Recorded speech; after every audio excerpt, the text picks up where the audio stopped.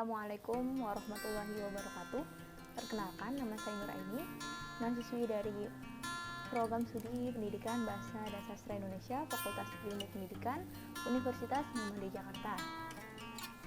Baik, di sini saya akan menyampaikan kembali mengenai resume dari acara Mobility Virtual Penerakaan Budaya Nusantara Bumi Garuda yang dilaksanakan pada hari Kamis 10 Desember 2020 dengan topik materi yaitu budaya dan pendidikan karakter yang disampaikan oleh Ibu Dr. Haja Herwina Bahar, MA. Menurut Ki Hajar Dewantara, kebudayaan merupakan sebagai budi manusia yang merupakan hasil perjuangan manusia terhadap dua pengaruh kuat, yakni zaman dan alam. Hal itu merupakan bukti kejayaan hidup manusia untuk mengatasi berbagai rintangan dan kesukaran guna mencapai keselamatan dan kebahagiaan. Sekurang-kurangnya ada 6 nilai yang menentukan wawasan kebudayaan, yaitu ekonomi, solidaritas, agama, seni, kuasa, dan teori. Karakter sendiri merupakan suatu yang esensial di mana seorang terbentuk kualitas kejiwaan yang mempengaruhi cara berpikir, berbicara, bertindak, mengambil sebuah keputusan, dan mengembangkan relasi dalam keluarga, sosial, dan lingkungan profesi. Sedangkan pendidikan karakter adalah suatu sistem penanaman nilai-nilai karakter kepada warga sekolah, meliputi komponen pengetahuan, kesadaran, dan tindakan. Tujuan pendidikan karakter yakni yang pertama, mengembangkan potensi kalbu atau nurani atau afektif peserta didik sebagaimana manusia dan warga negara. Yang kedua yaitu mengembangkan kebiasaan dan perilaku peserta didik yang terpuji. Yang ketiga, menanamkan jiwa kepemimpinan dan tanggung jawab peserta didik. Yang keempat, mengembangkan kemampuan peserta didik menjadi manusia yang mandiri, kreatif, dan berwawasan kebangsaan. Sumber nilai dalam pendidikan karakter yaitu agama, Pancasila, budaya, dan tujuan pendidikan nasional. Fungsi pendidikan budaya dan karakter bangsa yaitu terdiri dari fungsi pengembangan, fungsi perbaikan, dan fungsi penyaringan. Berikut ini merupakan hal yang harus dilakukan dalam mengembangkan pendidikan karakter, yaitu yang pertama, penguatan kapasitas dan mutu pembelajaran kelas. Kedua, penumbuhan budaya dan branding atau kekhasan di sekolah. Yang ketiga, peningkatan kapasitas dan pelibatan publik dan mendukung aktivitas belajar di sekolah maupun di luar sekolah. Yang keempat, peningkatan peran keluarga dalam penguatan pendidikan berkarakter. Yang kelima, pengembangan literasi sebagai bagian dari PPK. Yang keenam yaitu pengutamaan bahasa Indonesia di ruang publik. Pembentukan karakter dapat dilihat dari bakat, keyakinan, selalu ingin tahu, keterampilan perilaku, dan kemampuan produktif. Sasaran pendidikan karakteristik yaitu KAAFAH sama dengan holistik, yang artinya pendidikan holistik membentuk manusia secara utuh atau holisti yang berkarakter, yaitu dengan mengembangkan secara optimal aspek atau potensi spiritual, emosional, intelektual, atau intelijensi dan kreativitas, sosial dan jasmani. Islam dalam kaitannya dengan pendidikan budaya dan karakter yaitu 1. Keteladanan, di mana prinsip keteladanan ini sudah diterapkan oleh Rasulullah dalam kehidupan sehari-harinya. Yang kedua, pembelajaran. Implementasi pembelajaran budaya dan karakter bangsa dapat dilakukan melalui berbagai kegiatan, baik kesatuan formal maupun non-formal. Pembudayaan, nilai-nilai luhur dan akhlak yang tinggi haruslah dibudayakan dalam kehidupan sehari-hari. Dalam perspektif Islam, konsep budaya dan karakter bangsa memiliki makna untuk mengembangkan nilai-nilai yang ada pada diri manusia. Kesimpulan yang dapat saya ambil yaitu karakter merupakan bagian integral yang sangat penting, yaitu yang sangat berperan penting dalam pendidikan nasional. Selain itu, pendidikan karakter bangsa merupakan tanggung jawab bersama antara pemerintah, masyarakat, sekolah, dan orang tua. Dan pendidikan karakter yang efektif bersumber dari agama. Baik, sekian hasil dari riset saya mengenai budaya dan pendidikan karakter yang disampaikan oleh Ibu Dr. Hajah Herwina Bahar, MA. Selanjutnya yaitu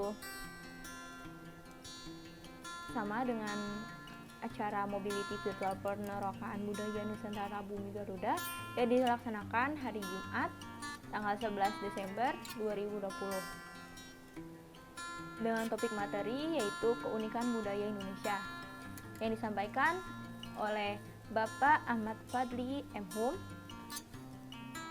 Yang kedua yaitu Bapak Lutfi Syauki Faznur MPD. Selanjutnya yaitu Saudari Pitaloka dan Saudari Liana Melinda. Mari kita buka dengan pembahasan mengenai persamaan Malaysia dengan Indonesia.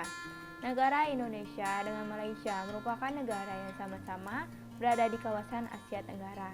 Tentunya memiliki kesamaan dari antar budaya yang ada maupun sebagainya.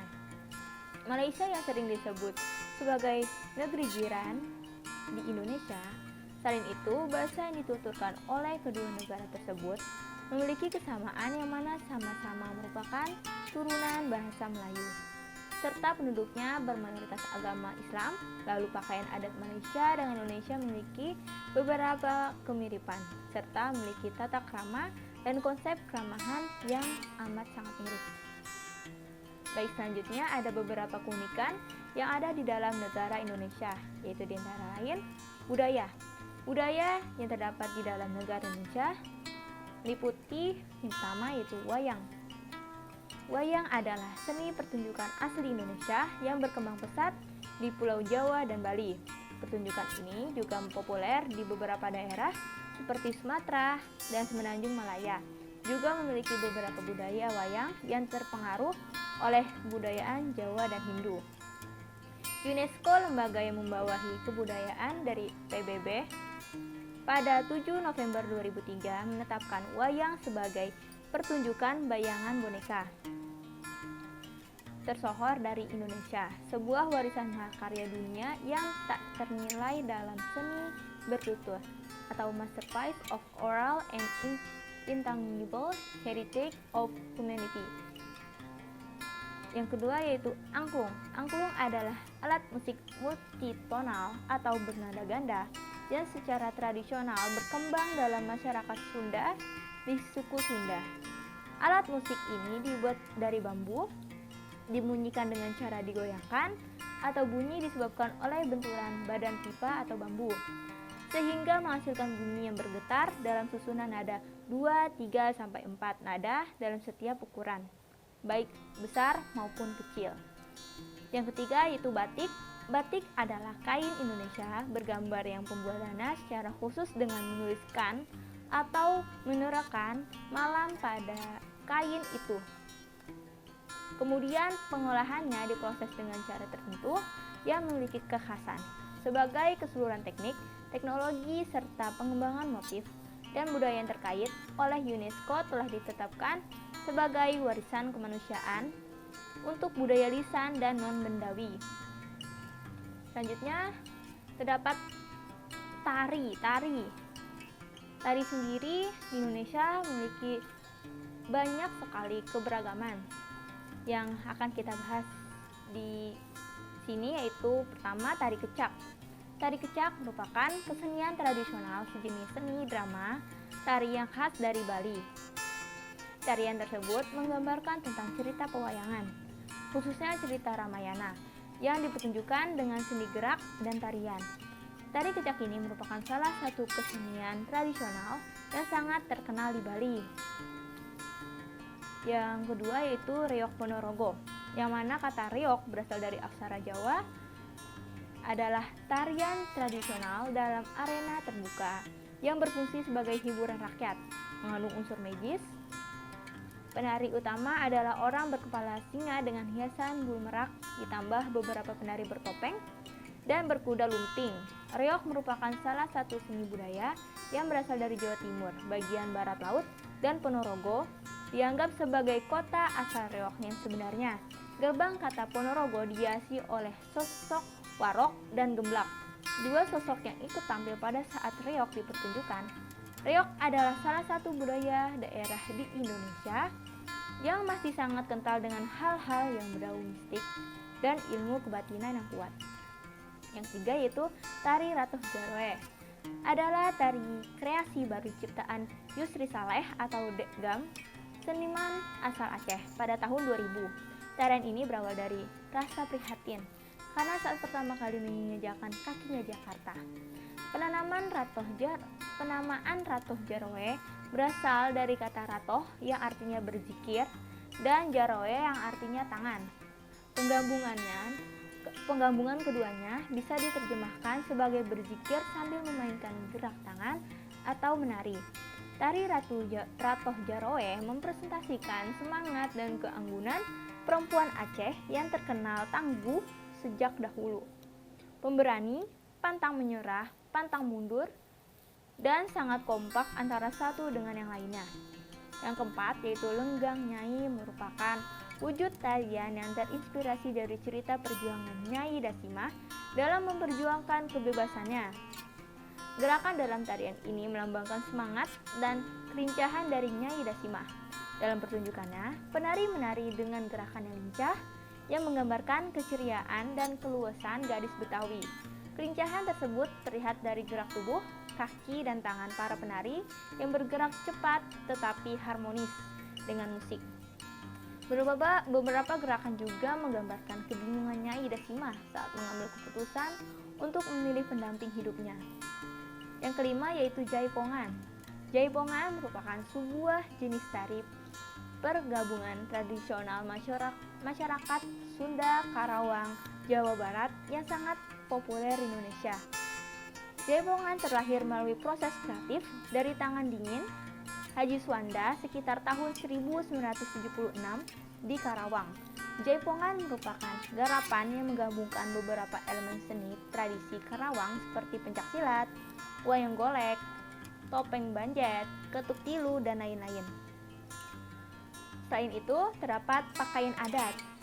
Pakaian adat di Indonesia sangat banyak dan memiliki ciri khas masing-masing di setiap daerahnya. Dari pakaian adat yang kita bahas, antara lain yaitu yang pertama kebaya.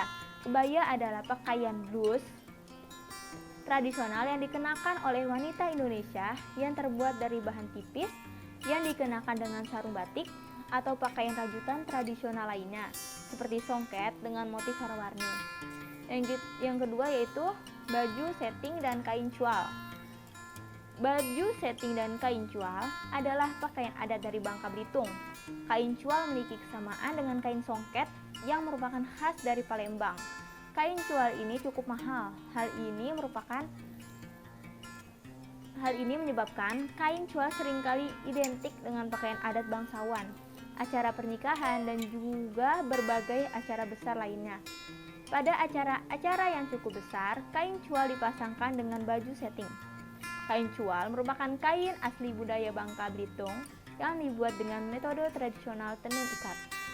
Yang ketiga yaitu baju bodo. Baju bodo merupakan pakaian tradisional perempuan suku Bugis dan suku Makassar, Sulawesi, dan Bugis Pagatan, Kalimantan, Indonesia. Baju bodo juga dikenal sebagai salah satu busana tertua di dunia. Selain itu, terdapat tradisi. Tradisi di Indonesia sangatlah banyak. Tidak bisa kita sebutkan satu persatu, tapi yang kita bahas kali ini yaitu yang pertama, halal bihalal. Halal bihalal adalah kegiatan ketika Hari Raya Idul Fitri tiba. Salah satu tradisi masyarakat Indonesia yang selalu dilakukan adalah halal bihalal ke rumah sanak saudara dan kolega. Tradisi ini merupakan ajang silaturahmi untuk bermaaf-maafan serta berbagi cerita kepada para saudara setelah 1 tahun kiranya tidak berjumpa. Yang kedua yaitu Dukderan, merupakan festival khas kota Semarang yang menandai dimulainya ibadah puasa di bulan suci Ramadan yang diadakan perayaan dibuka oleh wali kota dan dimeriahkan oleh sejumlah mercon dan kembang api. Kata duk yang berarti bunyi yang berasal dari beduk yang dibunyikan saat ingin sholat maghrib. Sementara kata deran adalah suara dari mercon yang dimeriahkan oleh kegiatan ini. Tradisi sugderan ini telah diadakan sejak tahun 1882 pada masa Kabupaten Samarang di bawah kepemimpinan Bupati R.M. Tumenggung Aryo Purbaningrat. Yang ketiga yaitu Tabuik. Tabuik adalah perayaan lokal dalam rangka memperingati Asyura, gugurnya Imam Husain, cucu Muhammad, yang dilakukan oleh masyarakat Minangkabau di daerah pantai Sumatera Barat, khususnya di kota Pariaman. Yang keempat yaitu Debus. Debus adalah kesenian bela diri dari Banten. Kesenian ini menyebar dan dapat juga ditemukan di Aceh dan Sumatera Barat.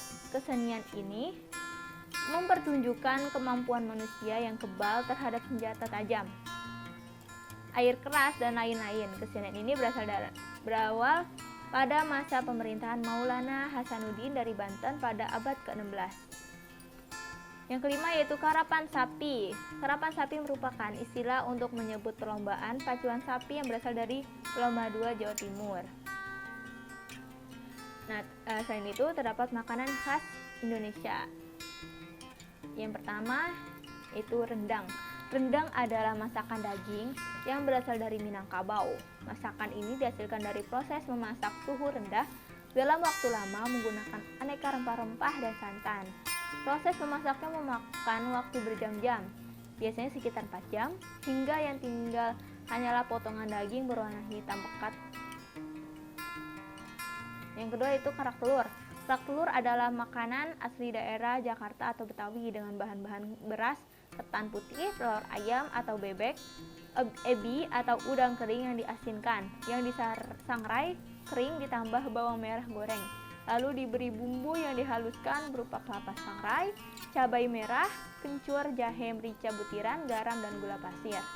Yang ketiga itu gudeg. Gudeg adalah makanan khas Provinsi Yogyakarta dan Jawa Tengah yang terbuat dari nangka muda yang dimasak dengan santan. Gudeg biasanya dimakan dengan nasi dan disajikan dengan kuah santan kental atau areh, ayam kampung, telur, tempe, tahu, dan sambal goreng krecek. Yang keempat itu rawon. Rawon adalah masakan Indonesia berupa sup daging berkuah hitam dengan campuran bumbu khas yang menggunakan kluwek. Rawon meskipun dikenal sebagai masakan khas Jawa Timur atau daerah Arekan, dikenal pula oleh masyarakat Jawa Tengah, sebelah timur atau daerah Surakarta. Kesimpulan yang dapat saya ambil dalam materi ini yaitu keunikan budaya Indonesia tidak terlepas dari keragaman yang ada di dalam diri Indonesia. Di antaranya keragaman suku, budaya, bahasa, tradisi, tarian adat, busana adat, serta makanan khas Indonesia.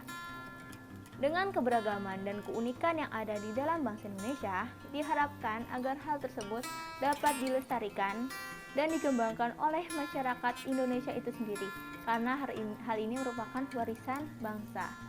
Baik, sekian dari hasil dari research saya mengenai hal tersebut. Wassalamualaikum warahmatullahi wabarakatuh.